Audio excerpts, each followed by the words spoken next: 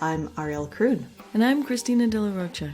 Welcome to Season 3 of Solarpunk Presents, the podcast introducing you to the people working today to create a future we'd like to live in. Because if solarpunk as a genre of fiction dreams about the just and sustainable world we'd like to live in the future, solarpunk as a movement rolls up its sleeves and gets down to the business of bringing it about in the present. Before we continue, I'd like to break in to say, we're a two-person operation and we need your support to keep making solarpunk content. If you like what we do, please consider supporting the podcast over at our Patreon at www.patreon.com/solarpunkpresents. There are a few different tiers for subscribers who get early access to episodes as well as bonus content written by myself and Christina. Consider rating and reviewing us as well and sharing this episode with your friends and people who might be interested in the podcast. Thank you for supporting the solarpunk community. Now, on to the episode. Hello, and welcome to Season 3. Yay! Yay! As appears to be our usual habit, that is me, Ariel, and me, Christina, decided to start the season by discussing solarpunk. Because if there's anything that solarpunks love more than imagining futures that are both awesome and attainable, and working to bring them about, it's thinking, talking, and writing manifestos about solarpunk.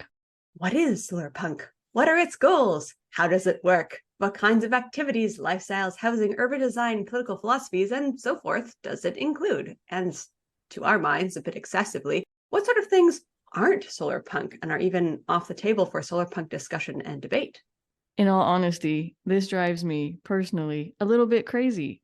I hate talking about thinking about how to think about things, and this sort of postmodern disease we all seem to be suffering from, where we can't successfully talk to each other because the meanings of facts and words shift like sand from moment to moment and mind to mind. I also hate the gatekeeping. As long as people are imagining and working toward a future that would be easy on the earth, not totalitarian, and great for as many of all people as possible, I don't care whether or not they identify as a solarpunk, or pass muster as someone who's allowed to call themselves a solarpunk. Maybe this makes me the devil's advocate, I don't know. But today, Ariel is going to have to convince me that talking about solarpunk, how it defines itself, what its strengths are, and how it evolves is useful and accomplishes something worthwhile. So Ariel, maybe you could start off by telling us how you see solarpunk. How I see the genre, or to be more accurate, lifestyle of solarpunk is constantly changing, shifting, it's morphing. It's not simple to pin down without a struggle. And to be clear, I don't think that's a bad thing at all, but that's a conversation for another day. To use a very loose metaphor that I've definitely taken from other people, solarpunk is to me a bag for all of these tools that we can use individually and collectively in the fight against all of the problems of the Anthropocene. Climate change is a big one, but it's not the only one. There are tons of little localized issues that solarpunks have to deal with in their daily lives, whether it's litter on the street, access to clean drinking water, the anxiety and depression that comes from constantly attending to climate news, the ongoing COVID-19 crisis, masking or lack thereof, income disparity, housing affordability, trans rights, racial prejudice. These issues all intersect. Phoebe Wagner and Bronte Christopher Wieland write in their introduction to their book, Almanac for the Anthropocene, a compendium of solarpunk futures, that, quote, solarpunks treat today as the first day of the future, not just acknowledging the climate crisis and systems of oppression, but also asking in true punk fashion, what are we going to do about it? Unquote. Hang on, can we screech the conversation to a halt, for a moment at least? Weirdly, or maybe perhaps naively, especially when you consider for how many decades I've quietly thought of myself as being a punk, it has never occurred to me before to think of punk or solarpunk as strictly oppositional movements. But even if that's not what you mean to be saying, that's what I'm hearing right now. That they're movements or ways of doing things that exist strictly in opposition to the status quo. I've always thought of punk and solarpunk as plowing their own furrows, and in their best incarnations being a better way to do things. Yet here solarpunk sounds like something we've come up with to fight against problems, to be a force opposing bad things, or capitalism, or injustice, or whatever. And while those are key components of solarpunk, defining it in opposition to bad things or the wrong way of doing things feels prescriptive. Can't we think of punk and solarpunk as something self-contained and in some sense boundless? Or am I just being naive? You're not being naive at all. This is part of that postmodern, post-structuralist approach to language that vexes you. So punk means different things to different people. Broadly speaking, in day-to-day usage of the term in the Western world, it's come to mean opposed to the status quo. That's not really what I'm trying to say with this, but I'm really glad that you brought it up, because often when I talk, I can say things that I think mean one thing and that come off very differently to others. Organizing a community cleanup of your neighborhood and picking litter off the street doesn't automatically translate to radical politics, but it could lay the groundwork for it. Meeting other people in a climate grief sharing circle doesn't mean that you are a de facto anti-capitalist activist, but it doesn't not mean that either. Punk to me is a spectrum, the same way solarpunk is. There can be people actively working towards solarpunk goals who wouldn't consider themselves to be solarpunks at all. I tend to call these activities and people solarpunk adjacent. Climate activists, people who work towards justice for immigrants, etc. In my view, in order to achieve solarpunk's goal of achieving a more sustainable, just future for everyone, you have to think and act multiply. The injunction to think multiply is something I was taught by Dr. Rosie Braidotti, a feminist philosopher, during a 2018 summer school in Utrecht, Netherlands. The course was called Posthuman Ethics, Pain and Endurance, and that's posthumanity as in feminist posthumanity, not the upload yourself to the internet style of posthumanity. Oh, rats! I'm looking forward to waking up in the cloud one day. The afterlife for atheists. Although, unfortunately, even if I manage to squeak in under the wire, most of my friends and loved ones, older than me, will turn out to have been born too early to have uploadable souls. Although maybe this is a void that ChatGPT, 146 or whatever, will be able to fill for me. Something Dr. Braidotti emphasized multiple times was that the world didn't get to this point in history due to a single cause, which, if we uproot and discard, will allow humans to live better lives on this planet. So her example was capitalism. Like, yes, it's a system that has run amok and is demonstrably making life worse day by day for millions of people, not to mention other than human animals and ecosystems around the world. However, getting rid of a capitalist economic system will not fundamentally address issues such as sexism, speciesism, environmental racism, our addiction to fossil fuels, littering, mental health issues, or the multiple prejudices faced by so many. Like, for example, in India, caste discrimination was alive and well for thousands of years before the advent of capitalism and colonialism. Yeah, there's no one sort of silver bullet solution that will just magically cure all of the different ills of the Anthropocene. Dr. Braidotti's anti-fascist ethics of affirmation are very informed by the theoretical works of Spinoza, and she lectured also on Foucauldian interpretations of Deleuze, and that's about as theory-heavy as I'm going to get in this episode. If you're interested in a more theory-heavy discussion of solarpunk, let us know, and I'll see what I can do. I was doing okay as far as anti-fascist, but you completely lost me with ethics of affirmation informed by the works of Spinoza and with Foucauldian interpretations of Deleuze, or however that was pronounced. I have no idea what any of that means. Do I need to know what any of that means? Not as such, no. These theorists give us great frameworks of thought that we can apply to solarpunk actions, or lenses that we can examine solarpunk adjacent works through to see how they relate to other people's work, such as with second wave feminists' slogan that the personal is political, or Black feminists' insistence on the importance of intersectional thinking, or queer theorists raising the issue of gender diversity and how it's so crucial to the lived human experience and our ways of knowing. So, in my understanding, solarpunk allows us to think laterally and not to adhere to any one ideology while we get down to the business of trying to change the world into a better place to be. So solarpunk lets us take a look at certain political or economic proposed methods, like Marxism, socialism, anarchism, all the different flavors of such, and be intentional about them. Solarpunk encourages us to think deeply about the impacts of any system on all the beings that it will affect: women, children, the elderly, disabled and neurodivergent people, flora, fauna, communities, classes, races, etc. And it makes it possible to think about all of these things before we act on them. Okay, so you're telling me two additional things with this. That solarpunk is not merely oppositionable, but more of a mixtape of the best songs other movements have come up with. But you're also telling me that solarpunk doesn't have room to come up with new things, which seems weird. Why should a movement predicated on imagining better ways be so shockingly backward looking? Okay, I love that mixtape metaphor so much, but I don't think solarpunk is limited by the past. There's definitely room to come up with new things, but they necessarily have to build on the old things. We can't just throw out the baby with the bathwater of history because we're trying to build a better world than what we've got. History is littered with the remains of utopias, most of them only extant in the thoughts of these philosophers, thinkers, and activist groups. For example, Jose Esteban Munoz, in his book Cruising Utopia, brings up the example of a 1971 manifesto that was written by a group calling itself Third World Gay Revolution, which basically demanded a new society. He says, quote, "The text, titled What We Want, What We Believe, offered a detailed list of demands that included the abolition of capital punishment, the abolition of institutional religion, and the end of the bourgeois family," unquote, which seems pretty startlingly current to me. So basically, solarpunks have a lot to build from and a lot to learn from our elders, because that means that we can be intentional about building a better, more just society. We don't need to reinvent the wheel. Okay. And if I can throw in another metaphor, we can stand on the shoulders of giants. Yes, exactly.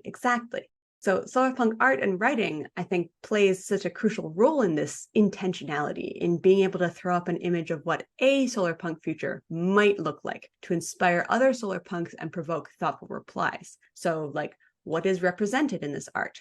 What isn't represented? What would you, the viewer, like to see instead? Generative criticism is something that builds on others' work, not takes away from it. Solarpunk prompts us to discard that scarcity mindset, even in the realm of art, and adopt a mindset of abundance, encouraging others in their growth and exploration. No artwork, story, or piece of music is going to be able to define what solarpunk is, because that would be impossible. No small piece can represent the multiplicity of the whole. It's just too big. There's a handy synecdoche for the way that no human individual can be everything to everyone. There is no perfect activist, and solarpunk shouldn't strive for perfection. Oh my God, I didn't know that's how that word was pronounced. I think I've always said it cynic, dosh, or whatever. But anyways. Great terms. Apologies, but the devil's advocate in me is feeling the need to jump in again and be cranky. Because these are grandiose words and ideas for a movement whose art has pretty much one color palette and a pretty set idea of the flowery aesthetics of the future. I can't remember the last time I saw a bit of solarpunk art and thought, wow, that's new. So for all this talk of multiplicity and patchwork quilts and mixtapes and carrier bags, I feel like sometimes solarpunk throws a lot of stuff in the mix, then turns the crank and grinds out stuff that all looks and feels the same. And I'm always wondering, why can't solarpunk be something less mediocre and recycled? I'm always wondering, where's the drama and the emotion and the passion? Or am I just being a jerk here? Christina, you are not a jerk. Not totally, anyway. But you're also not wrong. There's a lot of samey seeming stuff out there. And I'm of the opinion that that's fine. Maybe it's because I grew up reading 80s science fiction at the library and fan fiction on the internet, but I'm pretty used to there being an entire archive of creative material that is basically a variation on a single theme or plot point. Sorry, science fiction, but it's... Sorry. And a lot of it was generated by people who are either very new to the fandom or young and very taken with it, or trying to hone their creative skills by working on something that they love, or both, or all, or whatever. My point being, I give samey solarpunk art a bit of a pass if I know that the artist has just discovered solarpunk. I'm skeptical of the solarpunks who should know better, who've been in the movement for a while, who should be able to use those lenses and frameworks that I was talking about to examine the art that they're generating, to be able to put on a critical hat and to make something unique. Solarpunks need to be able to take a look at what already exists and then build on it. So an ahistorical approach to solarpunk thought and solarpunk art yield very much the same thing, which is regenerated material that doesn't really say much at all. I don't think solarpunk art necessarily has to be completely new and revolutionize the very idea of solarpunk in order to stand out, but thinking laterally has to happen. So, for example, zero waste groups often quote chef Anne-Marie Bonneau saying, quote, "We don't need a handful of people doing zero waste perfectly. We need millions of people doing it imperfectly, unquote. And that's my approach to solarpunk. We don't need a handful of perfect solarpunks. We need millions of people inspired to take solarpunk actions in their communities, no matter how small, and doing that. The cumulative effect of individual actions is a force to be reckoned with. Zero waste, by the way, is yet another permutation of being a solarpunk, I think. So back to my original metaphor of the bag of tools, you might see some similarities between this and Ursula K. LeGuin's carrier bag theory of fiction, and you would be very right. We don't need solarpunk heroes or figureheads. Like, by all means, organizers, planners, go-getters, they're very important in order to get things done in a timely fashion, but we don't need just one person to do everything. In fact, when one person tries to do everything, they're probably going to burn out, and fast. And mental fatigue leads to being easily influenced by other people and ideas without thinking through the options first, by the way, which is not good. I think this is a tricky needle to thread because people are very good at sorting themselves into groups and hierarchies, because that is how we get things done. And because it doesn't work to have everyone, and therefore no one, be responsible for everything. Yes.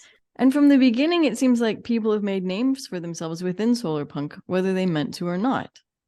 And people who've been working to push solarpunk have done things like write essays or edit or organize a publication of books, and they have some solarpunk social cachet as a result of it, because that's probably another word I say wrong. You say it right, cachet. And this also gives them a platform that gives them a little bit of power and prestige, or name recognition, if you will, intentionally or unintentionally, and for whatever that's worth. So how does solarpunk grow and get things done without turning the people who are operating some of these levers into figureheads or solarpunk celebrities? Or worse, into people whose thoughts or voices count more than others? Those are really good questions. In my view, we have to keep people accountable, and we have to not fall into putting people on pedestals. And it might be my Calvinist upbringing coming out here, but I'm of the opinion that we need to operate from the assumption that everyone, no matter how inspiring or excellent they may seem, is deeply flawed and will at some point let their friends and communities down. Because that's part and parcel of being human. It's my private opinion that cancel culture works so well because a lot of people operate on a fallacious assumption that there can exist people who aren't at least a little bit shitty some of the time. To put it simply, and in internet terms, all faves are problematic, especially in solarpunk. But to me, part of having a solarpunk mindset is embracing that reality and extending a measure of grace to people when they screw up. Because they will screw up, and how we choose to react to it is a reflection on our own humanity. And I'm on a tangent, sorry.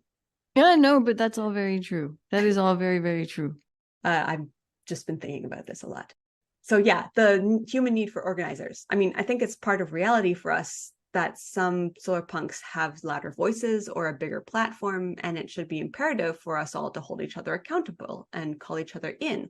Speaking as someone who makes mistakes constantly and still insists on being a woman with an opinion on the internet, I dearly hope that my friends and comrades will use their solarpunk tools and grace to check me before I wreck me. Okay, I hope it's not that dramatic. But, well, it can be pretty catastrophic. So, in the very first issue of Solarpunk magazine, Jay Springett wrote an essay about solarpunk as a container for better futures. And I would modify that slightly to say that solarpunk is a container for actions that always look towards better futures. That makes it a bit clunkier to say, but it's a roundabout way of bringing me to saying that my goal for this Solarpunk Presence podcast is for it to be an opportunity for others to bring forth one or a few things out of their own container, and to put those on display for us to admire and for us to be able to talk about. So in that way, I'm hoping that this podcast can inspire people to think about what their own container is of solarpunk actions, or to see other solarpunk projects and to get inspired.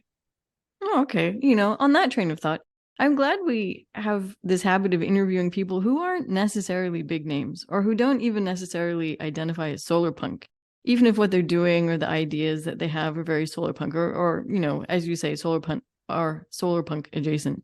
Mm-hmm. So that's my meager contribution to solarpunk as a stew of tasty ideas, rather than as a movement with leaders and followers. Yes. And variety is key to any meal worth sitting down to. So we're not going to avoid interviewing anyone either, depending on their follower count or whatever. That's really not what we're saying. those with solarpunk platforms have a lot to say, and a lot of people listening to them are watching them for a reason. But another thing that I think that this podcast can be useful for is to showcase to listeners how solarpunks, their communities and actions, are necessarily locational and grounded in place and sort of responsive to where they are in the world. Being a solarpunk in my city in Southern Ontario is different from being a solarpunk in Toronto, like Lindsay Jane, and from being a solarpunk in Northern Ontario in a small town like Aaron, from being a solarpunk in the States like Thomas Cannon, from being a solarpunk in Germany like you, Christina. And now I'd like to say, oh gosh, if I'm worthy of being called a solarpunk, because despite everything I've said about solarpunk and gatekeeping, I still suffer from feeling like I don't do enough solarpunk stuff to be more than a wannabe or an imposter. But I would like to say that while our outreach is limited and we've only aired 15 interviews so far, we have managed to talk to people in not just Canada, and if you count me, Germany, but also people living in California, Colorado, Lebanon, the Marshall Islands, and Australia. And in the upcoming episodes of Season 3, we'll add some more pins to our world map to find out what people in more different places have to add to our carrier bag of solarpunk ideas, or whatever metaphor it is we've settled on. Well, like I said at the top of the episode, solarpunk is super hard to pin down, so why should this metaphor be any different, right? Solarpunk is made up of very different people who think about and value very different things. There are certain fundamental values that a solarpunk has, such as energy transition, racial justice, feminism, trans rights, anti-fascism, queer futurism, species justice, positive speculation, etc. Those aren't really up for debate. But as Wagner and Wieland write, quote, "A solarpunk belongs to no one group," unquote. Nonetheless, in my view, solarpunks are united in trying to work towards a just, sustainable future for the people in their communities and around the world, tackling the multiple crises of the sixth extinction as best they can with the tools that they have at their disposal. So, depending on your identity and where you're located in the world, you're going to reach for certain tools more often than others. And I want this podcast to help people expand their imagination to be able to recognize the tools that they have at hand. As long as we're on this topic of diversity of viewpoints, can we talk briefly about the essay in the Almanac for the Anthropocene that I found the most powerful and useful? Yeah, of course. This is the one that resonated the most with me. Because talk about diversity of viewpoints and definitely crashing through the gatekeeping. This one, entitled Your Mineral Footprint, is written by, and I'll probably pronounce this wrong because I'm horrible with names, Gabriel Aliaga, who is an exploration geologist. You know, one of these people who figure out where the things worth mining out of the ground are hiding. And so, he's not exactly an automatic candidate for who'd be led into the solarpunk club if there was such a thing. Yet what he has to say, which is informed by his perspective as one of the people we would tend to see as enabling an industry that rapes the earth and exploits vulnerable people, is vital. He nails some of solarpunk's blind spots by pointing out the things we overlook when we imagine a bright, shiny future without thinking about the physical realities of building it. Sure, solarpunk gives lip service to things like, we can't just all drive electric cars, we need to mostly ride on electric public transportation because there aren't enough resources and it's too hard on the environment to keep building everyone cars. But solarpunk also seems to think that the materials that go into everyday things, like nails, smartphones, and clothing, just grow on trees, or at any rate, don't involve anything so horrific as mining. Okay, clothes don't grow on, clothes might grow on cotton, but anyways, never mind. Yes, of course, solarpunk will say, oh, but we totally believe in having a circular economy. But let's face it, how many of us are actually working on that? It's just so much easier to retreat into a garden, grow some potatoes, plant a few native plants, leave some leaves in the corner for overwintering insects, and think, I'm doing my bit. And I can say this because I am so guilty as charged.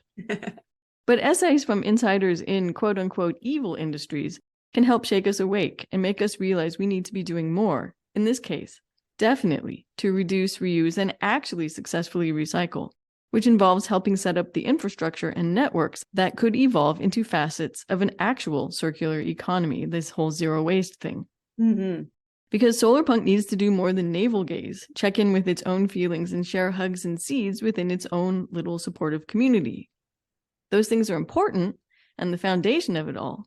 But if solarpunk wants not just to change the world, but help revolutionize it, it needs to involve itself in things it thinks that aren't necessarily very solarpunk, like how and where we obtain our mineral resources, build our infrastructure, and interact with the business world.